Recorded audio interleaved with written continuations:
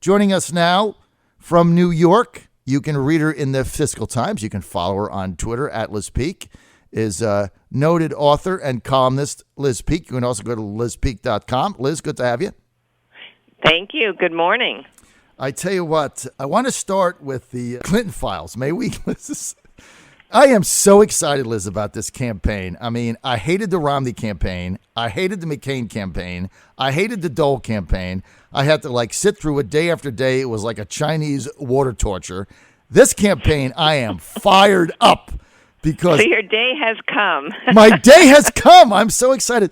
We got to go to the Clinton files. But first, Liz, the press conference yesterday that Trump held, I got to tell you, I thought it was the most brilliantly conceived thing. It was the press conference about his press conference. There's no news here. So he has a press conference. Everybody shows up. All the networks, the cable networks, MSNBC, CNN, Fox, they carried for almost an hour prime time.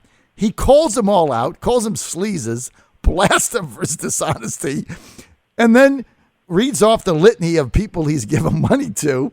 So it was a press conference about his press conference, and they all cover it. And then Clinton comes on at the end of the day, and she's got to answer to his press conference. Have you ever seen anything like this, Liz, in your life? Well, no, I don't think anyone has ever seen anything like this. And, I was reading the New York Times coverage of it this morning because, as I think you know, I start my day with the New York Times just to find out what the other guys are saying. And, of course, they were outraged and huffy about the treatment of the press and so forth and so on. So the question is, what do Americans think of this? And I'm thinking back, and I haven't had a chance to look at the numbers, but I think the American estimation of or approval of the media is at an all-time low. And partly it's because people don't think that the media is honest. And I think this will be a very interesting test of that, right? I mean, the Trump is really... In the back of my head, I'm thinking, okay, Trump did raise almost $6 million for veterans. He was slow to write a check. Guess what? He's trying to fund a campaign, so that doesn't totally shock me. But what's Hillary done for veterans? I mean, let's talk about, the even-handedness of this. The truth is, he did raise a great deal of money for veterans organizations. So at the end of the day, by my standards, he's done a pretty good thing. By the New York Times standards, he's obviously a villain because he's not treating reporters with sufficient respect. Now, what's interesting, too, if you go back to 9 months ago, Hillary Clinton was also accused, as she had been in 2008, of, quote, disrespecting, a word I hate, reporters. And in her case, it was actually worse. She didn't do it publicly. She didn't call them names, but she just treats them very badly. And, I think it's an absolute sort of Rorschach test of these two individuals' characteristics to kind of look at the way this has all been managed. I think it's fascinating. I don't know whether this will be a plus or a minus for Trump, but my guess is, as you are sort of indicating, more Americans than not will come away thinking, well, finally somebody said something to reporters to kind of keep them in their place. Well, I thought, yes, there's no downside with Trump attacking the so-called mainstream media the way he did, because everybody knows that they're in the tank for Clinton and half of them are dishonest. And so he just called them out. And he's saying what a lot of people think but are scared to say. And so when he called the ABC guy, what was his name, Tom, who has a reputation for slanting everything, he called him a sleaze bag right on TV. I mean, I just couldn't believe it. And I thought it was brilliant. So you were cheering in the background. As I say, I didn't watch it, and I need to watch it today to kind of get the full flavor of it. Oh, it's a but classic. I think you're right. The question is there a downside to this? Are people... look, Trump has got his group pretty solidly in his camp. I think the issue is going forward into the general election, he has to broaden his appeal. And honestly, I don't know whether this kind of in-your-face confrontations, I mean, does that play into Hillary's mantra about how unstable he is and he can't be trusted in the Oval Office? I don't know. I mean, I think it'll be interesting to watch this unfold. I do think that this constant belligerence eventually will not be the right ticket for him, but I could be wrong. Well, I think when utilized against the press, I think it's quite Yeah, helpful. maybe. Because I don't think, they're a step above politicians and lawyers, and maybe not even there. So I think in that mode, it's a lot of people are looking at that saying, yeah, you know what, you're absolutely calling them out. And there's a lot of people, Democrats, independents, and Republicans, that know deep down the country is headed in a very bad direction. And I think his appeal is people are going to believe that he does have the moxie to reverse what's happening. That's the only way he wins, because Clinton is basically more of the same. Now let's get to Clinton's chief of staff yesterday. This is unbelievable. So her chief of staff is finally deposed. She goes in there with 7 lawyers and basically doesn't answer a question about these emails. I don't think this email thing is ever going to go away, Liz. Well, it certainly won't. The Judicial Watch people have done an absolutely terrific job of keeping it alive and keeping the probe going. And again, Hillary Clinton has her devoted ranks, and they are probably not even reading the details. They probably didn't really look very hard at the Inspector General of the State Department's report, which I thought was incredibly damning. But that can be translated into a very difficult ad for Hillary Clinton, a pro-Trump, anti-Hillary Clinton ad, in which basically, they can just read off the conclusions reached by the report, such as neither she nor any of her aides were willing to be interrogated on this matter, and Hillary Clinton saying, I want to be as helpful as possible, et cetera, et cetera.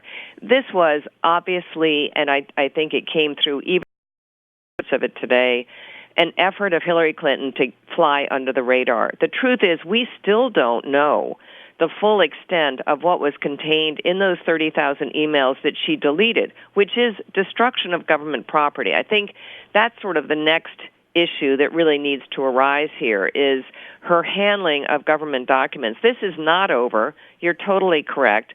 The FBI is still investigating, and I have some reports that the investigation has now leaked into looking hard at the Clinton Foundation, and how there may have been, as Peter Schweitzer has recorded in his book Clinton Cash, and now a movie by the same name, pay to play while Hillary Clinton was in the State Department. That is, that she and Bill received hundreds of thousands, eventually millions of dollars, for basically delivering favors to foreign and domestic companies.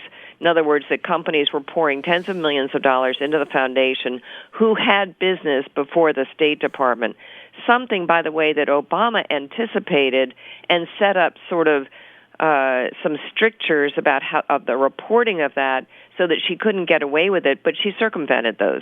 And so this is the real story that's untold yet in this campaign.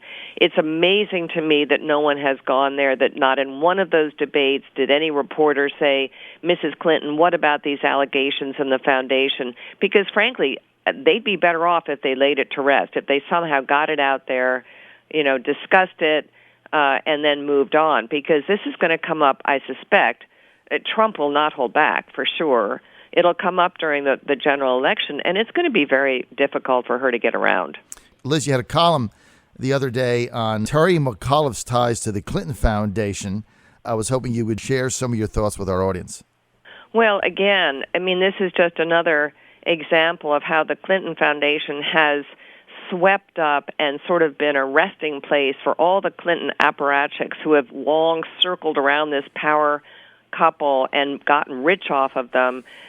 He has been tied to questionable donations from a Chinese businessman to the foundation and to his political campaign. And nothing has definitely come out of that yet, but it does not. It's just sort of a typical Clinton deal where there's money involved.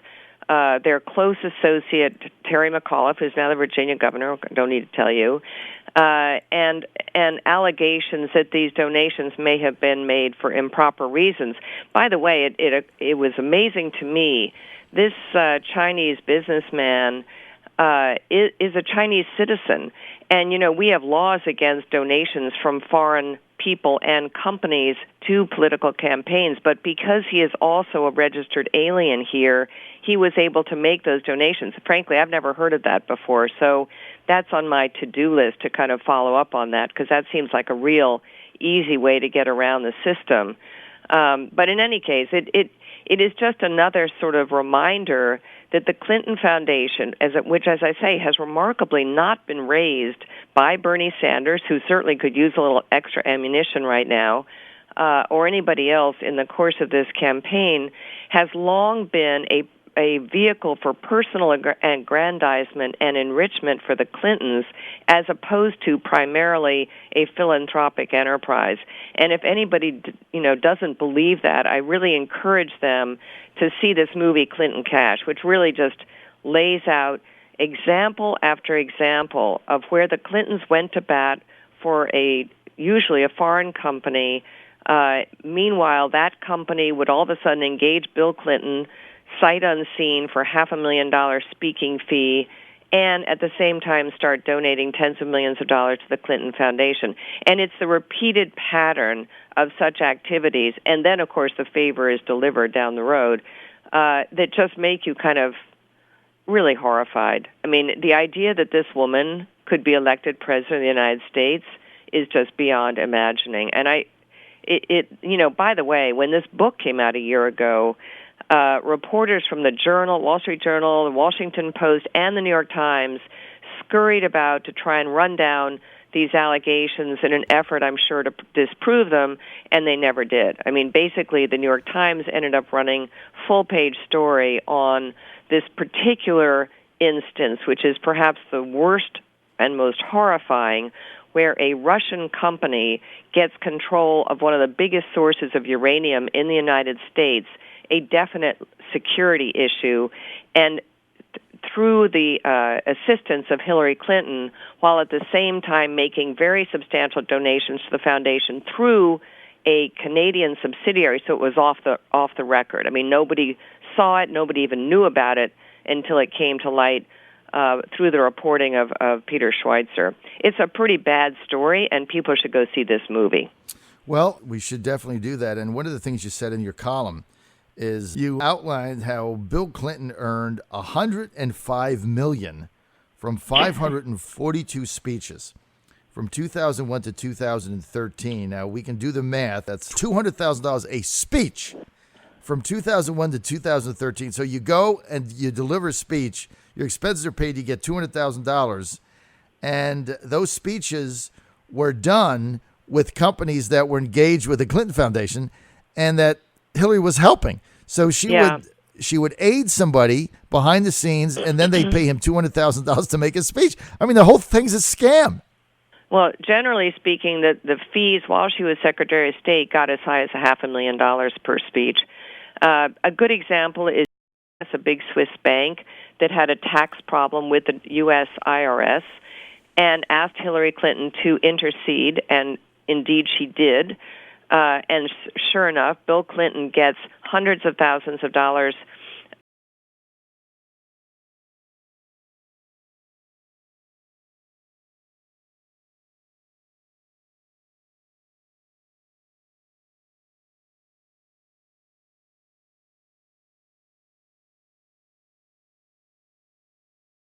Thought this was a good idea to raise this.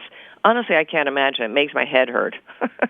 Well, his strategy going in was he wanted to stick to his core issues. Yes, and he wanted to take the high road. I think if you look at it that way, I think that's true. But really, I mean, this is a missed opportunity for him. But Absolutely. I tell you what, it will not be a missed opportunity for Donald Trump. I don't think so either. That's why I think as this thing goes forward, she's in big, big trouble. Liz, we're out of time. I want to thank Liz Peek for joining us today. You can read Liz. Go to fiscaltimes.com, lizpeek.com, and also follow her on Twitter at Liz Peek. Liz, it's always a pleasure to have you on. We love your insight. Thank you so much. Thank you for having me. Take care. Bye-bye. All right. Liz Peek.